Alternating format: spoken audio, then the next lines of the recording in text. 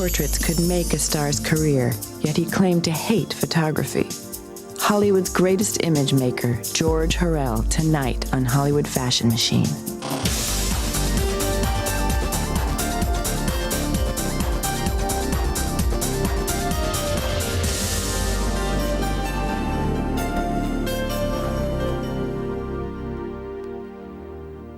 Hollywood has always loved a beautiful face, but no one loved them more than the legendary photographer George Hurrell. For over 6 decades, Hurrell seduced America with his sensuous studio portraits of Hollywood royalty.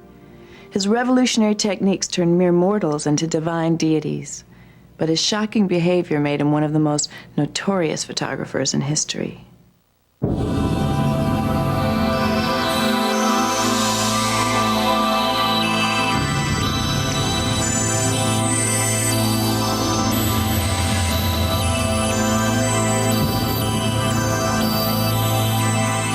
George Hurrell possessed one quality that truly set him apart from other photographers. He hated the work. The life of this reluctant genius was as complex and dramatic as the portraits he created. A bundle of contradictions, Hurrell sneered at photography while rising to become one of Hollywood's most celebrated image makers. He scorned movie stars, yet was intimate with the most famous stars in the world.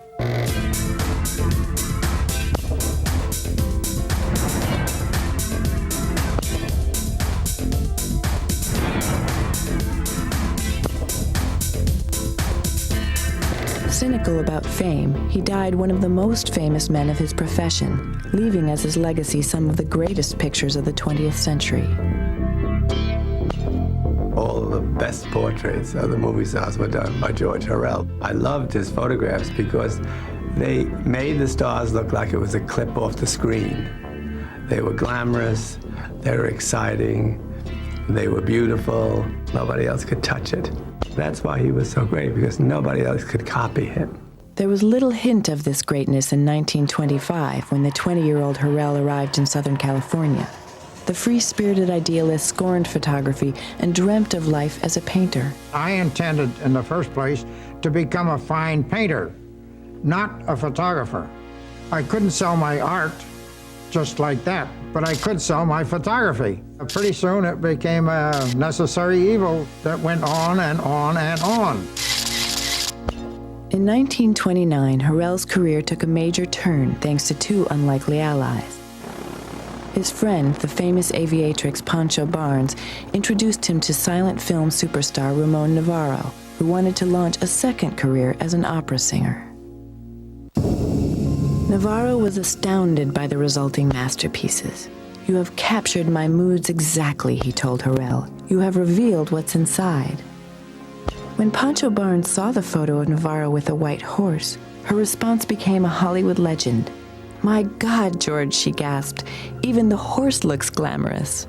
The Navarro photos triggered a chain reaction that shot Hurrell up to the top of his field in months. When Hollywood superstar Norma Shearer saw the photos, she got an inspiration.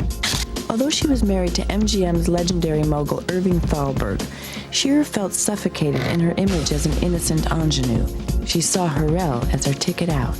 Norma Shearer wanted this part in a movie called The Divorcee that her husband was producing, and he didn't think she was right for it. So she asked Hurrell to photograph her and make her more glamorous and bring out her sensuality in hopes that she would be able to prove to her husband in the studio that she was worthy of the part.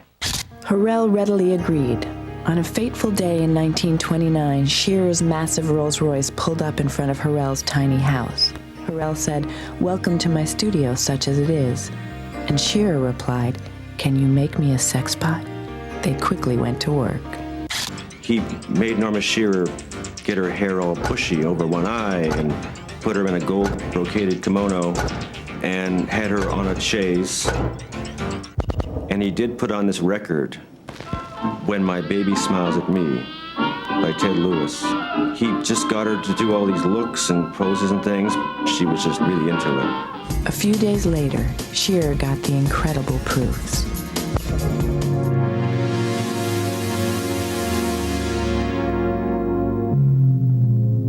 Norma Norma Shearer took these pictures onto a yacht off Catalina and showed them to her husband. He just couldn't believe this was his wife, and they became pregnant with their first child about a month later.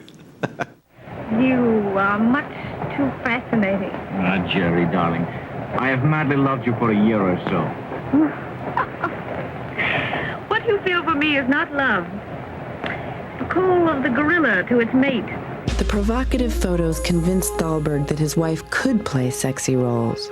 Shearer went on to win the part in The Divorcee and the Academy Award for Best Actress. His pictures not only revitalized her career, but they also changed Hurrell's life forever. Incredibly, on the basis of that one session, the world's greatest studio offered Hurrell the most prestigious photography job in Hollywood, head portrait photographer at Metro-Goldwyn-Mayer. But could this budding young genius, who looked down his nose at photography and sneered at the Hollywood star system, succeed in MGM's immense studio machine? When Hollywood Fashion Machine returns, Hurrell begins making historic photographs and historic enemies.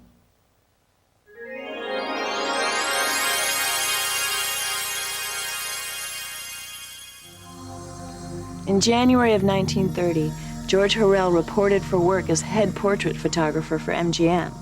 And although he still dreamt of life as a great artist, the temperamental young Hurrell suddenly found himself as the newest member of the most efficient and influential publicity team in Hollywood.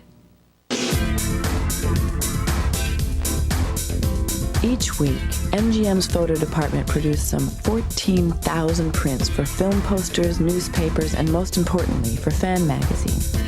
Hurrell's work soon began appearing in such publications as Screenland, Motion Picture, and Photoplay, crucial elements in Hollywood's myth-making machine. Well, the photographs were used primarily to publicize the movies. They were also used in the fan magazines, which were extremely prominent in their day. And oftentimes, the photograph was more memorable than the movie. From his first day at the studio, Hurrell revolutionized portrait photography so totally, in ways that eventually became copied so widely, that it is difficult for modern viewers to appreciate his influence. Before Hurrell, Hollywood portraits were similar to those taken by any Main Street photographer in America.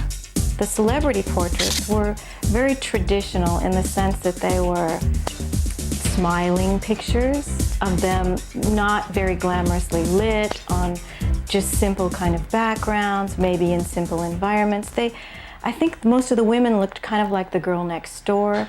So today, when we think of glamour photography, what we're really thinking of is the Hurrell style. Not only was his technique radically different, so was his approach to his subjects. He made unheard of demands, and sometimes fireworks ensued. Joan Crawford stomped out of their first sitting when he told her how to pose in some way that she felt just wasn't her. And then the studio execs kind of got involved, so they got through the session and he photographed her. And a couple days later, he's eating in the commissary of the studio, and this woman comes up to him, kneels down at his feet, looks up at him, and her face is covered in freckles. She takes his hand and she says to him, "I adore you. These are the best photographs that I've ever had taken. They're beautiful." Bringing Crawford to her knees proved to Hurrell that he didn't need to compromise for anyone. It was a license to play up, and play up he did, revealing his tricks in a rare 1930s radio interview. I have a phonograph playing all the time during sitting. The music will range from hot jazz to a Beethoven symphony. Then I'll do some really crazy things. I'll scream, whisper, kick a chair over, dance, fall on my face, almost anything to make the face of my subject come across with the exact expression I want. But I never let go of the bulb that snaps the picture. There's the method in my madness. But his next big star refused to dance to Hurrell's tune. Greta Garbo maintained an icy air of disapproval, resulting in mesmerizing studies of frozen glamour. But when Hurrell tripped over a light cable, Garbo let her guard slip and laughed. Without missing a beat, Hurrell squeezed the shutter. And the photographers after that for years tried to get Greta Garbo to smile and get that big teethy grin. They never did. And Garbo, horrified by Hurrell's clownish antics, refused ever to sit for him again.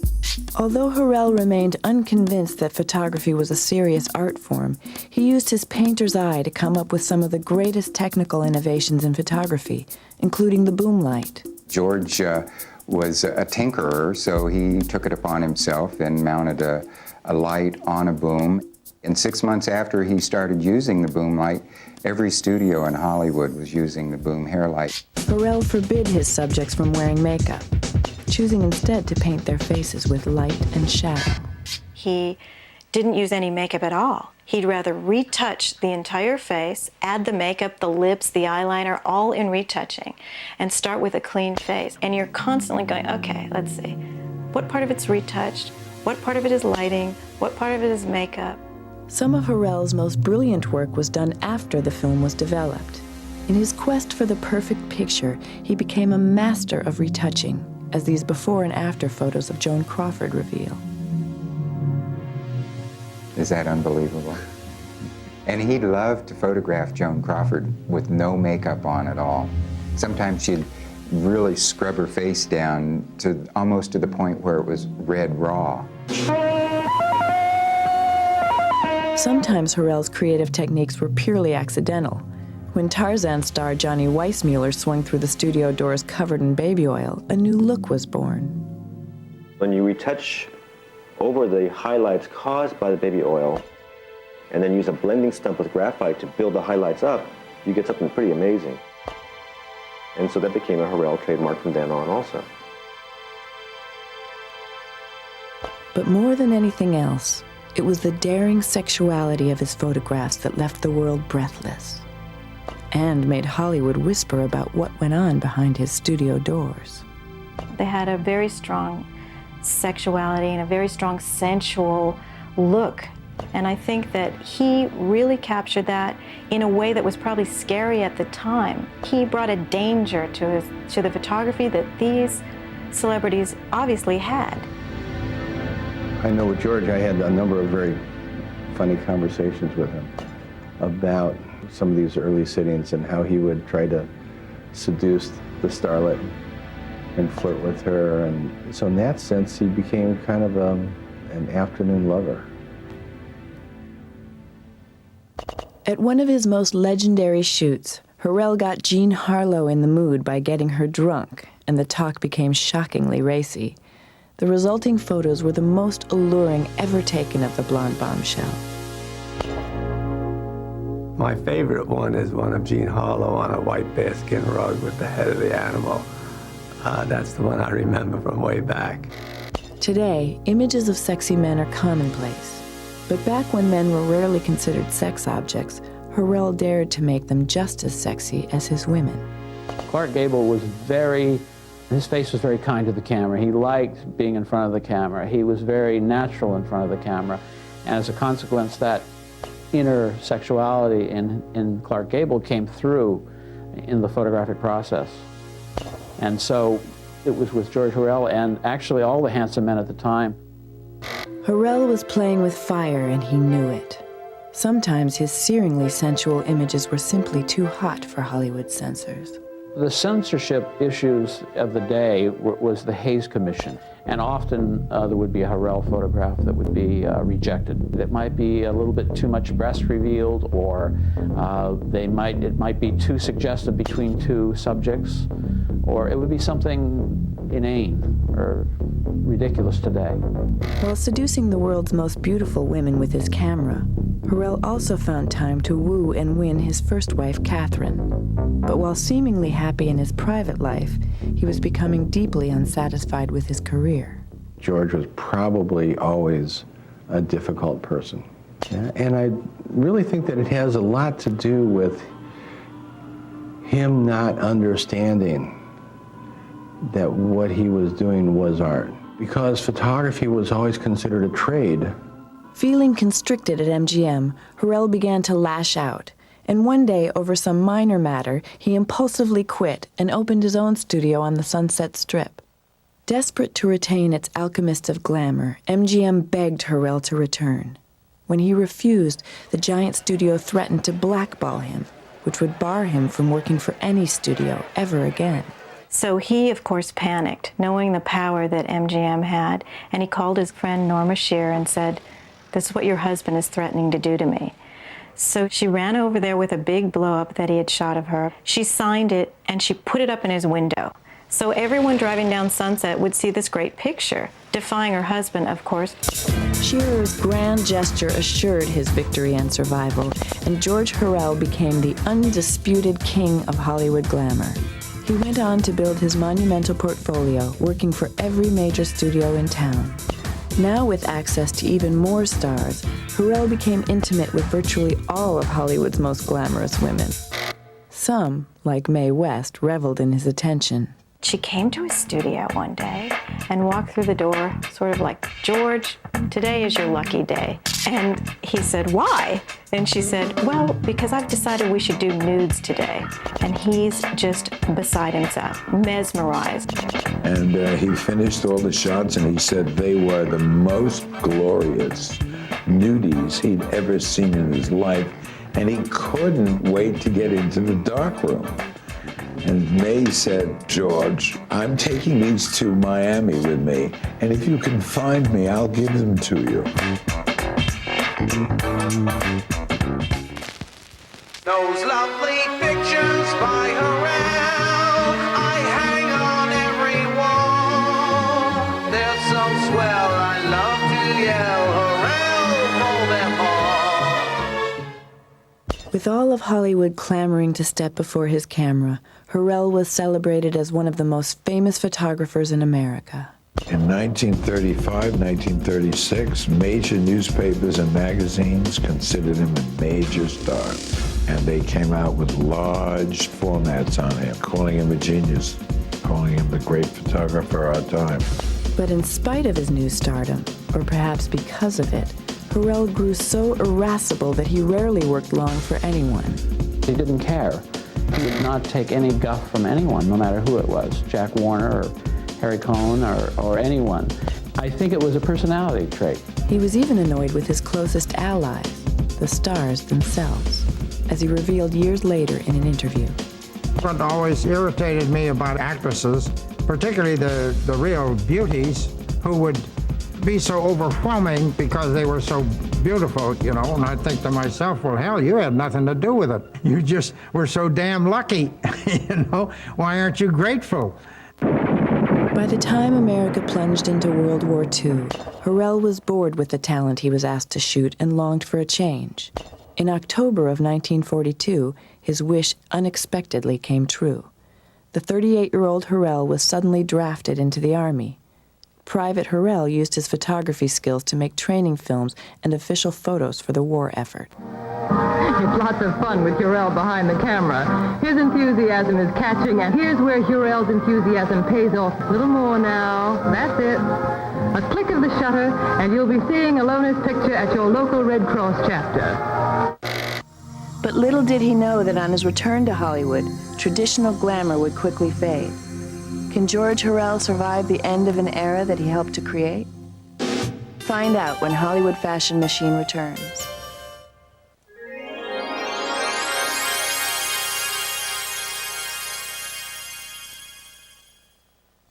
When George Hurrell returned from the Army, he was shocked to discover that war had rendered Hollywood unrecognizable. Glamour was out. Stark reality was in. The new movie star was the girl next door. The new Hollywood portrait was a casual, candid snapshot. But Hurrell could not or would not make the transition. The small cameras were coming into play, and people wanted to see movie stars at home, barbecuing, and on an outing, and photographs more environmental portraits. And this is not what George was about. And suddenly, Hurrell went out of style, which fashion can do. It can put you in style and out of style. Frustrated that Hollywood had abandoned him, Hurrell fled to the cold canyons of New York's Madison Avenue to work in advertising. He returned to Hollywood in the mid-50s, but it was no triumphant return. The great portrait photographer was reduced to taking publicity shots for B-movies and TV shows. Desperate for money, Hurrell dropped to the lowest rung of photography, paparazzi. At night, he would moonlight going out to these restaurants and places where he used to be invited in, where he knew everyone, to hanging around outside trying to get snapshots of the people that he knew that were supposedly his friends that had all forgotten him. I mean, he went from being on top of the world, the biggest photographer in Hollywood, to virtually no one hiring him, no one remembering him. But for George Hurrell, a funny thing happened on the way to obscurity. He was rediscovered. Prominent collectors and publishers began celebrating Hurrell's classic glamour photos as high art. It was amazing.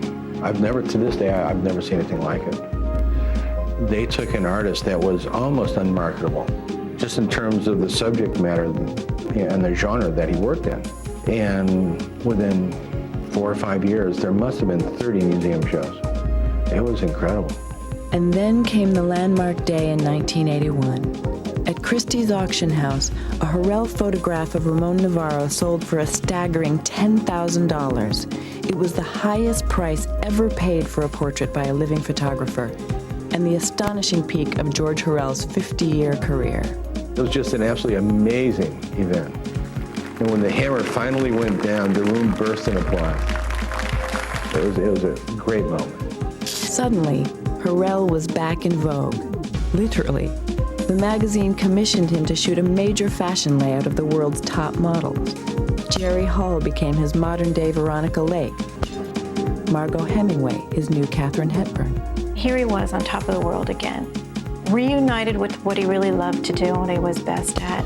And his work progressed. If you see the photographs of Sharon Stone and Brooke Shields, they're very much in keeping with the 80s, everything that he'd evolved to.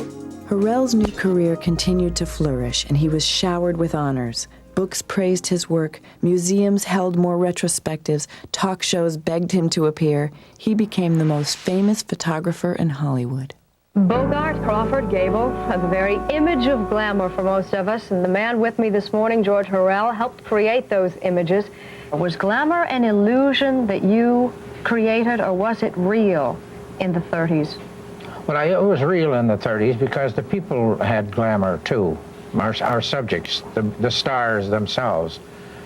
But we all had a feeling in that vein that doesn't exist today. I think that he was surprised and delighted. Some pictures may be worth 1,000 words, but others are selling for $1,000 and up.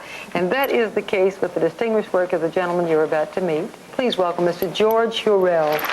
I'm as an avid amateur photographer, to see the kind of work you do with this exquisite lighting. I mean, he became a star. He absolutely became a star. As he neared the end, Hurrell looked back on the glamour he invented. The fact that everybody was so pretty and made so gorgeous, and that they were so gorgeous, why, it was kind of a good thing. And to have it come to an end, maybe it was better, because maybe it was too artificial, like a Cinderella story. Just a few months later, George Hurrell was dead. With him went the last remaining vestige of the most glamorous era in Hollywood history. If you lay out a group of Hollywood photographs on the floor by 10 different photographers, you can pick a Hurrell photograph in a minute. And to me, that defines what's art. It's the best.